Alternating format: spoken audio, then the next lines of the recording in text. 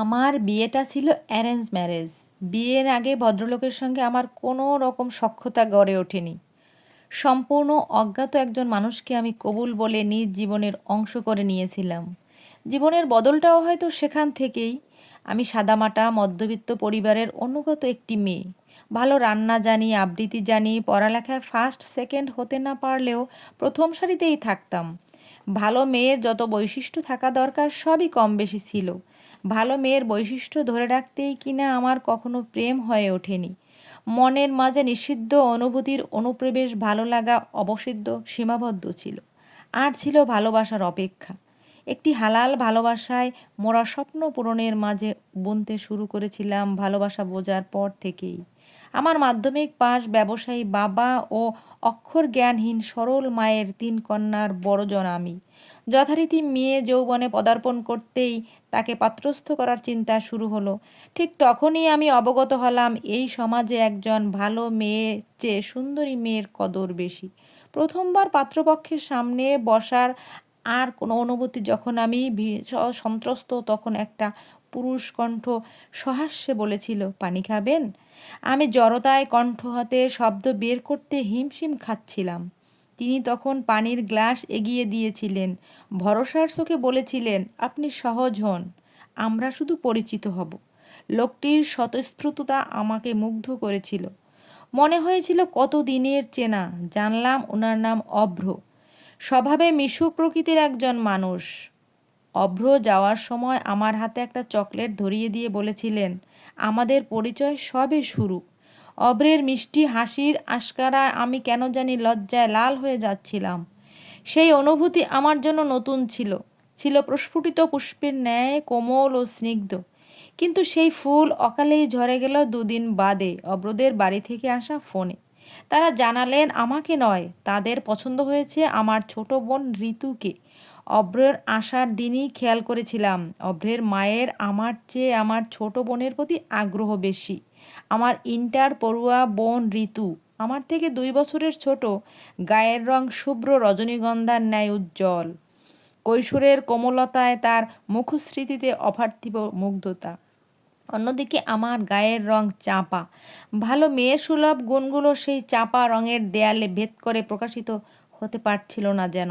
সেই চাঁপা রঙে তীব্র অপমানের প্রতিফলন হয়েছিল কিনা জানি না, কিন্তু বাবা আত্মীয় পরিজনের সঙ্গে আলাপ আলোচনা করে ঋতুকেই অভ্রের সঙ্গে বিয়ে দিতে রাজি হলো।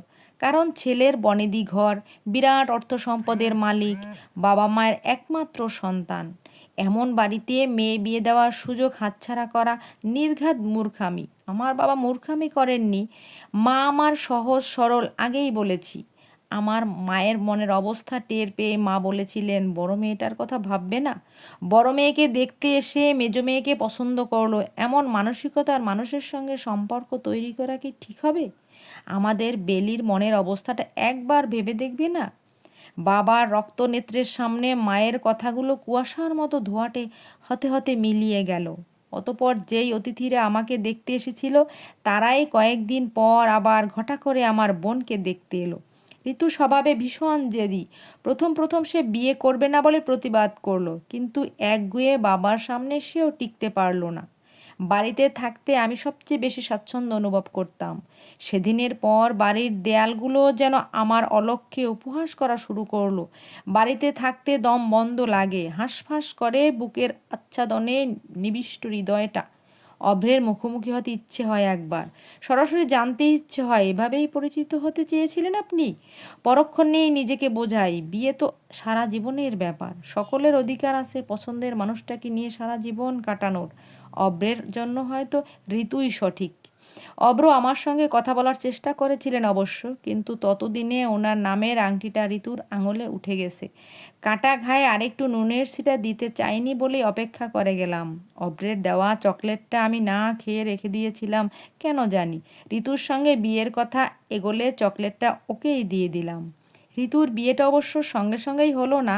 এমনিতেই বড় বোনের গায়ের রং চাপা, তাকে রেখে যদি মেজোটার বিয়ে দেওয়া হয় তাহলে মন্দ কথা উঠবে। কাকে নিয়ে মন্দ কথা উঠবে ঠিক ঠাহর করতে পারলাম না। তবে বুঝতে পারছিলাম আমার চেনা জানা সুখে আচ্ছাদিত জীবনটা ক্রমেই বদলে যাচ্ছিল। সেই সঙ্গে দীর্ঘতম হচ্ছে ভালোবাসার অপেক্ষা। আমরা ৩ বোন একই ঘরে ঘুমাতাম। বিয়ে ঠিক হওয়ার পর ঋতুর মাঝে ধীরে ধীরে পরিবর্তন লক্ষ্য করলাম। মাঝরাত অবধি ফিসফিস করে কথা বলে, কাঁথার ভেতর আলো জ্বলে, তমাচ্ছন্ন রুমটায় হুটহাট নৈশব্দ চুরমার করে ছড়িয়ে পড়ে ওর চাপা হাসির সুর। আমি অপর পাশে ঘাপটি মেরে পড়ে থাকি, নিজেই নিজেকে প্রশ্ন করি, আমি কি ঋতুকে হিংসা করছি? ছি ছি, এতটাও ছোট মানসিকতা আমায় না পেয়ে বসুক। এদিকে আমার বিয়ে নিয়ে পরিবারের চিন্তার অন্ত রইল না। পাত্রপক্ষ সেই গায়ের রঙেই ইতস্তত করে, কেউ বা অর্থ সম্পদ দাবি করে। যৌতুক দিয়ে বিয়ে আমি করব না। বাবার সামনে মুখ ফুটে এটুকু প্রতিবাদ করেছিলাম। এভাবেই বছরখানিক পেরিয়ে গেলে অভ্রদের বাড়ি থেকে তাড়া দিতে লাগলো। ঋতুটাও কেমন মুখ গোমড়া করে থাকে, নতুন পণ্যের বিজ্ঞাপন দেখিয়ে বলে, আপা এই ক্রিমটা মাখলে 7 দিনে গায়ের রং ফর্সা হয়, থাইল্যান্ডের প্রোডাক্ট, রিভিউ আছে ভালো ভালো। কাকের গায়ে ময়ূরের পালক লাগিয়ে মানুষকে বোকা বানানোর কথা বলছিস? আজকাল সবাই এসব মাখে। ও বাড়ির তিশাকে দেখিসনি? কি মেয়ে কি হয়ে গেছে রাতারাতি, ছেলেরা লাইন ধরে থাকে ওর পেছনে। আমার ওসবের প্রয়োজন নেই। ঋতু রাগ করলো। ওর গাঢ় প্রণয়ের আবেশে নিমজ্জিত দুটি চোখ পূর্ণতার অপেক্ষায়। আমি পথের বাধা। আমি অভিমানে টইটুম্বুর হয়ে রইলাম। বাবা মা বোন সকলে নিজেদের স্বার্থটাই দেখে চলছে, আমাকে কেউ কোনোভাবে বোঝে না। তীব্র অভিমান জেঁকে বসে মানে। সেই অভিমান ভুলতে বইয়ের সঙ্গে বেশিরভাগ সময় কাটাই। সাহিত্যিকরা অবশ্য শ্যামলা মেয়েদের ঠকায়নি। তারা শ্যামলা গাত্রের মেয়েদের বাহারি নামে ভূষিত করেন, লেখেন তাদের অপরূপ প্রেমের আখ্যান কিংবা ঘুরে দাঁড়ানোর গল্প। ধীরে ধীরে বাস্তব জগৎ থেকে বইয়ের কল্পনার জগতই আমার কাছে প্রিয় হয়ে উঠতে শুরু করে। মাসখানেক বাদে আবারও একটা সম্বন্ধ এলো, তবে এবার ঘটা করে পাত্রী দেখা হলো না। মুরব্বি গোছের কয়েকজন মানুষ এসে আমায় দেখে গেলেন একদিন। 2 দিন বাদে জানতে পারলাম ছেলেপক্ষ বিয়ের তারিখ দিতে আসবে। মা বাবা আকাশের চাঁদ হাতে পেলেন, বাড়িতে খুশির জোয়ার বয়ে গেল। আমি চুপচাপ। পাত্রের ছবি দেখার ইচ্ছেও হলো না। শুধু জানলাম ভদ্রলোকের নাম আসিফ, পেশায় ব্যাংকার। অসুস্থ মাকে দেখাশোনা করতেই এত তাড়াহুড়ো বিয়ে। কোনো দাবি দেওয়া নেই তাদের। শুনে বিশেষ কিছুই বললাম না। বাবাও আমার মতামত নিয়ে মাথা ঘামালেন না। পরের শুক্রবারই বিয়ের দিন ঠিক হলো। মাঝে একদিন ভদ্রলোক আমায় ফোন করলেন। স্পিকারে ভেসে আসা গুরুগম্ভীর স্বরে কী যেন একটা ছিল। আমি এলোমেলো হয়েছিলাম। তিনি জানতে চাইলেন, আপনি দেনমোহরে কী চান? বললাম, বই। আহ, শুধুই বই? তিনি মেনে নিলেন। আমার পছন্দের বইয়ের লিস্ট চাইলেন। খুঁতখুঁতে মনটাকে দমাতে না পেরে আমি ফট করে জিজ্ঞেস করে বসলাম, আপনি আমাকে দেখেছেন? দেখেছি। আমাকে পছন্দ হয়েছে আপনার? ওপাশ থেকে স্মিত হাসির আওয়াজ এসেছিল নাকি নিঃশ্বাসের আওয়াজ বুকে উঠেছিল। তিনি পাল্টা জিজ্ঞেস করলেন, আপনি আমাকে দেখেছেন? না। যার সঙ্গে গোটা একটা জীবন কাটাবেন তাকে দেখে নেবেন না? যৌক্তিক প্রশ্ন। আমি উত্তর দিতে অপারগ। তীব্র অভিমানে বুকের ভেতরটা ছেয়ে আসে। শুধু মনে হচ্ছে একটা বিয়ে হলেই সবার নিস্তার। আমার নিস্তার হবে তো? উভয় দিকের উসখুস্তার কারণে আমার কথা খুব একটা এগোয়নি। এবারে খুবই সিমসাম আয়োজনে ঘরোয়া পরিবেশেই বিয়েটা হয়ে গেল। আসিফেরই নাকি ইচ্ছে ছিল বিয়েটা ছোট করে হবে। চাচিরা ফিসফিসিয়ে বলতে লাগলেন, পাত্রের কোনো দোষ বা ত্রুটি আছে কি না, না হলে এমন চুপচাপ বিয়ে সারা কেন হলো?